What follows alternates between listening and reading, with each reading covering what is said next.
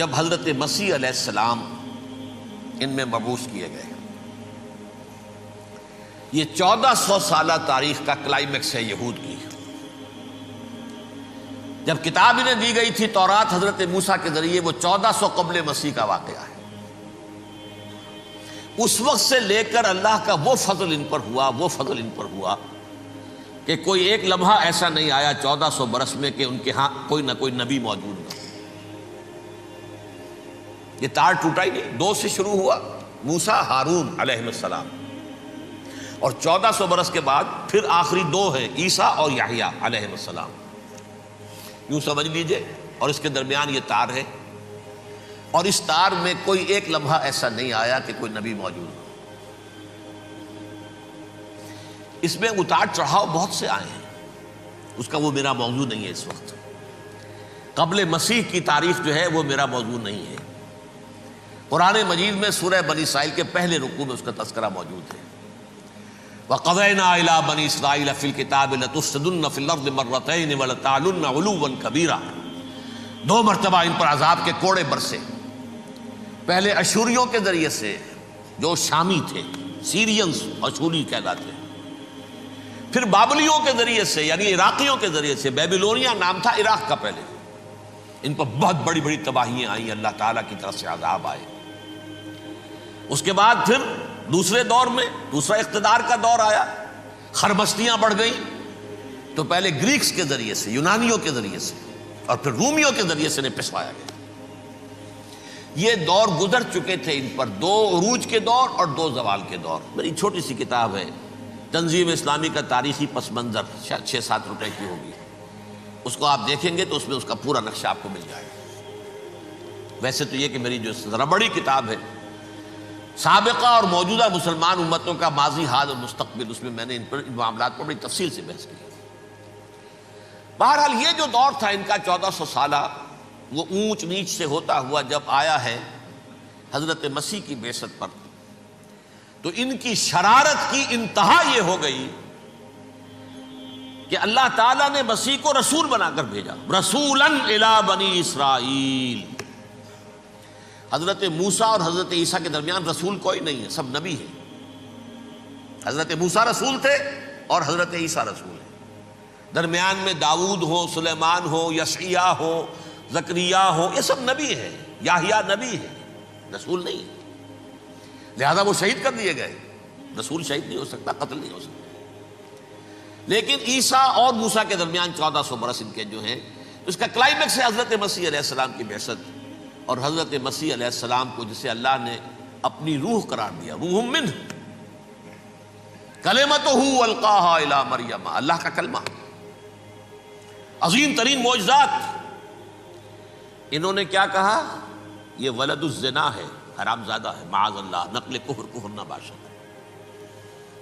یہ جادوگر ہے، یہ مرتد ہے، یہ واجب القتل.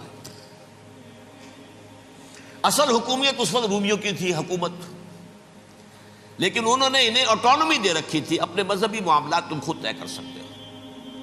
تو قائفاس جو اس وقت کا ان کا ہیڈ ربائی تھا سب سے بڑا، اس کی عدالت نے فیصلہ کیا مسیح کو سولی چڑھا دیا جائے. پائلیٹس پونٹس، اس کے پاس ان کی ازداشت پہنچ گئی، یہ ہمارا مجرم ہے مذہبی، یہ مرتد ہے، یہ کافر ہے، یہ جادوگر ہے، یہ واجب القتل ہے، اسے قتل کرو، سولی چڑھا دو. خیر وہ لمبی بات ہو جائے گی. اس نے تو اپنے ہاتھ دھوئے کہ صاحب ہمارے پاس کوئی جرم نہیں ہے اس کے خلاف، تم کہتے ہو تو ٹھیک ہے، سولی چڑھا دیتے. یہ دوسری بات ہے کہ اللہ نے حضرت مسیح کو اٹھا لیا آسمان پر. ان کی جگہ وہ شخص سولی چڑھا جس نے غداری کر کے گرفتار کروایا تھا، جوڈاس اسکیریوٹ. اس کی شکل اللہ نے بدل دی حضرت مسیح کی سی، اور حضرت مسیح کو فرشتے اٹھا کے اوپر لے گئے، وہ زندہ آسمان پر اٹھا لیے گئے.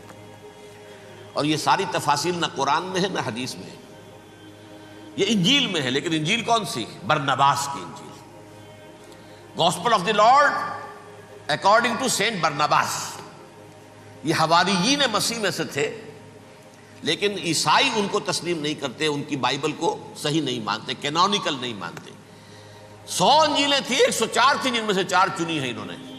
یہ متی اور جان اور مرقس مارکس، یہ ہے تو یہ 4 انجیلیں ہیں، انہوں نے تسلیم کیے کہ یہ کینونیکلز ہیں، یہ تو ہیں حقیقی، باقی جو ہیں 100 اس کو وہ تسلیم نہیں کرتے۔ ان میں سے ایک ہے یہ برنباس، اس میں یہ تفصیل ہے کہ اللہ تعالیٰ نے اس شخص کی، جیوڈاس کی، یہودا جیوڈاس اس کو انگریزی میں کہتے ہیں، اس کی شکل بدل دی حضرت مسیح کی سی، وہ گرفتار ہوا، وہ سولی چڑھا۔ وہ غدار تھا، غداری کی سزا اسے ملنی تھی، وہ مل گئی۔ حضرت مسیح کو فرشتے 4 اٹھ رہے ہیں، جس کوٹھڑی میں حضرت مسیح مقیم تھے، ایک باغ کے اندر روپوش تھے، اس کی چھت پھٹی ہے، 4 فرشتے آئے ہیں، حضرت مسیح کو اٹھا کر لے گئے ہیں، چھت برابر ہو گئی ہے، اس کے بعد وہ شخص پکڑا گیا۔ بہرحال حضرت مسیح کو اللہ نے اٹھا لیا آسمان۔ لیکن وہ دن ہے کہ اس قوم کو اب مغضوب علیہم قرار دے دیا گیا۔ نوٹ کر لیجئے، اصل میں تو ہونا یہ چاہیے تھا کہ رسول کی جان کے درپے جب کوئی امت ہو جاتی تھی تو اللہ کا قاعدہ یہ تھا کہ اس امت کو نسیہ منسیہ کر دیا جائے۔ حضرت نوح کی قوم کو ختم کیا یا نہیں؟ حضرت ہود کی نگاہوں کے سامنے قوم عاد برباد کی گئی یا نہیں؟ حضرت صالح کی نگاہوں کے سامنے قوم سمود برباد ہوئی؟ یہ اللہ کا قاعدہ رہا۔ سدوم اور عمورہ کی بستیاں حضرت لوط علیہ السلام جہاں بھیجے گئے، مدین کا علاقہ جہاں حضرت شعیب بھیجے گئے، اہل فرعون جن کی طرف موسیٰ کو بھیجا گیا، سب ہلاک کر دیے گئے۔ کیونکہ رسولوں کے بارے میں اللہ کا نبیوں کے بارے میں یہ بات نہیں ہے۔ نبی آیا، اس نے دعوت دی، جس نے مان لیا اچھا کیا، اپنے لیے اچھا کیا، نہیں مانا اس کی اپنی جو ہے عاقبت برباد ہو گئی۔ دنیا میں کوئی فیصلہ اس کا نہیں ہوتا، لیکن رسولوں کا معاملہ یہ ہوتا ہے کہ دنیا میں وہ اللہ کی عدالت بن کر آتے ہیں، مانو گے تو بچو گے، نہیں مانو گے ہلاک ہو جاؤ۔ تو اس اعتبار سے وہ مستحق تو ہو چکے تھے اس کے کہ انہیں ہلاک کر دیا جائے۔ اب اللہ کی کوئی خصوصی مشیت ہے، اس میں کیا حکمت ہے، وہ ہے ایک حکمت، میں بعد میں اگر وقت ہوا تو بتاؤں گا۔ فیصلہ یہ کیا اللہ نے کہ حضرت مسیح کو تو اٹھا لیا زندہ، اور ان کی رسی ابھی مزید دراز کر دی، کہ ان کو ابھی مہلت دے دی کہ تمہیں آخری استیصال، جس کو عذاب اکبر کہتا ہے قرآن، سورہ سجدہ جو حضور ہر جمعے کی پہلی رکعت میں فجر میں پڑھتے تھے، وَلَنُذِيقَنَّهُم مِّنَ الْعَذَابِ الْأَدْنَىٰ دُونَ الْعَذَابِ الْأَكْبَرِ لَعَلَّهُمْ يَرْجِعُونَ۔ چھوٹے چھوٹے عذاب اور ایک بڑا عذاب، جبکہ قوم بالکل برباد، نسیم منسیہ، کأن لم یغنوا فیہا، ایسے ہو جائیں جیسے کوئی تھے ہی نہیں آباد یہاں۔ لا یرا الا مساکنہم، اب ان کے مسکن نظر آتے ہیں، مکین نظر نہیں آتے۔ یہ عذاب اکبر جو ہے وہ ان پر نہیں آیا، حالانکہ وہ مستحق ہو گئے تھے اسی وقت۔ اس کو یوں سمجھیے کہ کسی شخص کو پھانسی کا حکم تو ہو جائے، ایگزیکیوشن نہیں ہوتا ہے، کئی سال گزر جاتے ہیں پڑے ہوئے، اور معاملات جو ہیں وہ چلتے رہتے ہیں۔ یہ معاملہ ہوا اس کے ساتھ، ورنہ یہ مستحق ہو چکے تھے آخری بربادی تباہی کے، عذاب استیصال، جڑ سے کاٹ دینے والا عذاب، وہ آ سکتا تھا ان پر اسی وقت، لیکن اللہ نے ان کی مہلت دراز کی ہے۔ لیکن اس کے بعد اللہ نے ان کو ایک اور موقع دیا۔ 600 برس بعد حضرت مسیح کے محمد الرسول اللہ صلی اللہ علیہ وسلم کی بعثت ہوئی،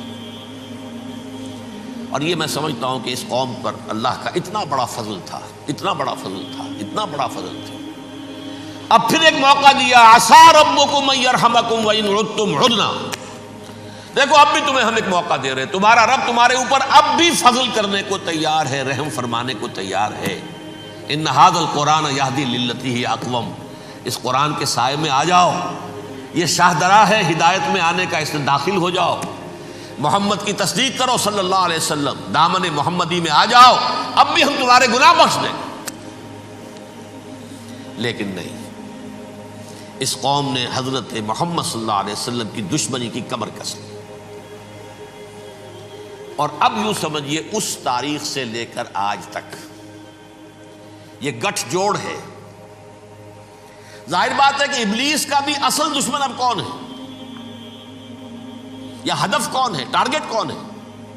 جنہوں نے محمد کو نہیں مانا صلی اللہ، وہ تو ہے ہی جہنمی، ان پر کوئی اور محنت کرنے کی ضرورت کیا ہے؟ سمجھ گئے میری بات؟ حضور کی بعثت کے بعد جنہیں حضور کو رد کر دیا، ان پر ایمان نہیں لائے، وہ کون ہے؟ کافر، وہ جہنمی ہے ہی ہے۔ لہذا اس کے اوپر کوئی محنت صرف کرنے کی ابلیس کو ضرورت نہیں ہے، اس کا اصل ٹارگٹ امت محمد ہے صلی اللہ علیہ وسلم۔ وہ ساری نوع انسانی کی دشمنی اب آ کر مرکوز ہو گئی ہے امت محمد صلی اللہ علیہ وسلم کی دشمنی پر۔ اور اسی طرح یہود کا معاملہ، اگرچہ ویسے پوری نوع انسانی کے دشمن ہیں، انہیں حیوان سمجھتے، ان کی جان مال اپنے لیے مباح سمجھتے ہیں، جس طرح چاہیں لوٹے کھسوٹے کھائیں پیے انہیں، لیکن اب ان کی بھی دشمنی کا سب سے بڑا مرکز امت محمد۔ کیوں؟ وہی تکبر اور حسد، وہی بیماریاں۔ انہیں تکبر یہ ہو گیا تھا کہ 2000 سال سے یہ نبوت ہماری میراث، ہماری جاگیر، بنو اسرائیل کے اندر سینکڑوں نبی آئے، 3 کتابیں اللہ نے ہمیں عطا کی، یہ کہاں سے آ گیا محمد صلی اللہ علیہ وسلم؟ معاذ اللہ ثم معاذ اللہ، یہ امیین میں سے، یہ جنٹائلز میں سے، یہ گوئنز میں سے، یہ حقیر ان پڑھ، کہاں ہم کہاں یہ نہیں تسلیم کریں گے۔ حالانکہ قرآن کہتا ہے یعرفونہ کما یعرفون ابناہم، ان کے علماء ایسے پہچانتے تھے حضور کو جیسے اپنے بیٹوں کو پہچانتے ہیں کہ یہ آخری نبی ہے، لیکن تکبر اور حسد کی آگ میں جل اٹھے۔ اب ان کے بھی دشمنی کس سے ہے؟ محمد اور امت محمد صلی اللہ علیہ وسلم۔ یہ گٹھ جوڑ ہے۔ اب دیکھیے، یہ ہے میری گفتگو کا اب تک کی گفتگو کا حاصل، یہ گٹھ جوڑ، ایک غیر مرئی دنیا، انویزیبل دنیا کا ابلیس لعین اور جنات میں سے اس کے لشکری فوج،